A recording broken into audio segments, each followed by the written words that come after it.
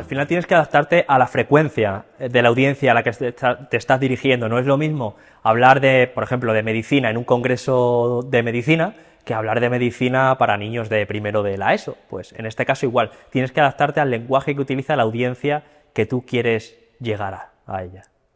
Sí, es un poco así. Al final, yo creo que la educación ambiental en este sentido tiene dos partes, ¿no? Primero, o una de ellas es en las aulas, los centros educativos, y luego también en las casas, fuera de ellas, porque al final tú, por ejemplo, puedes tener mucha educación ambiental en un centro educativo, en el colegio, imagínate que si luego llegas a casa y tu familia hace todo lo contrario, o no hace nada de lo que estás haciendo en el colegio, al final es un poco caer todo en saco roto, ¿no? Entonces se tiene que avanzar en esas dos partes y la familia es súper importante también para lograrlo. A mí me escribe gente, me escriben padres, diciendo, es que llega mi hijo, llega mi hija del colegio y me dice que tenemos que separar esto, que tenemos que poner esta otra cosa, que tenemos que hacer así, asá, o lo que sea, ¿no? Y al final son un poco ellos también los que van tirando del carro y animan en muchas ocasiones a las familias a dar ese giro sostenible.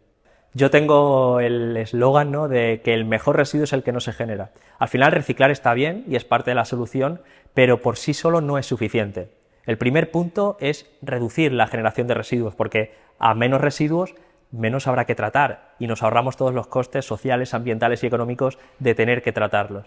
Entonces, reducir al máximo posible, lo que se termine generando, reutilizar el máximo lo que se pueda, y lo que no se haya podido evitar generar ni reutilizar, entonces sí, reciclarlo para que se puedan aprovechar como recursos de nuevo. Al final, no solamente se trata de parecer eco, parecer sostenible, sino de serlo realmente, porque hoy día una de las problemáticas que existe es el greenwashing, ¿no?, el lavado verde.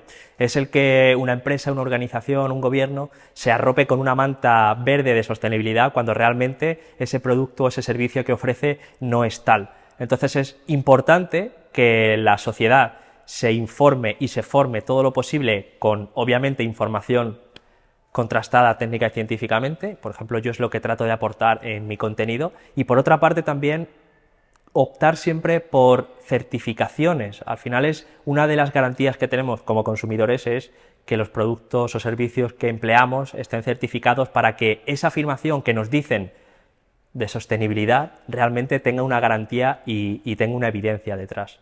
Totalmente de acuerdo. Al final el tema de las certificaciones es un mundo, ¿no? Existen muchísimas, entonces claro, ya no sabes ni cuál sí, ni cuál no, ni cuál es prestigiosa, ni cuál no. Entonces creo que se debe hacer un trabajo bastante grande en ese ámbito, y desde la Unión Europea estaban apostando por la huella ambiental de producto, pero bueno, todavía queda trabajo por hacer y a ver qué surge.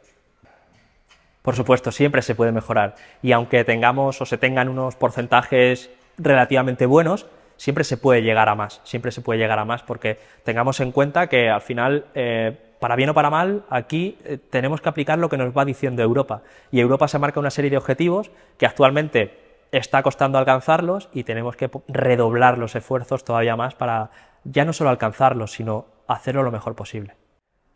Sí, yo creo digamos que los datos de empleo verde ya están ahí. Por ejemplo, en España, según el último dato del INE, si no recuerdo mal, por ejemplo, la gestión de residuos generaba casi 120.000 empleos. Entonces, el empleo se va a crear, se va a ir generando cada vez más, y la economía circular, o sea, es donde se va a tender. Empresa que no se adapte a la economía circular, bien porque ya nazca con la economía circular como columna vertebral, o bien que sea ya una mega empresa y tenga que reconvertir su modelo de negocio y adaptarlo a la economía circular, al final es el camino que se va a tender, porque es un camino más eficiente, que supone un ahorro ya no solo económico, sino también ambiental, que supone una mejora también para los trabajadores, para la sociedad en general, y al final son medidas que tienen que tener esas tres patas, ¿no?, la parte ambiental, la parte social y la parte económica.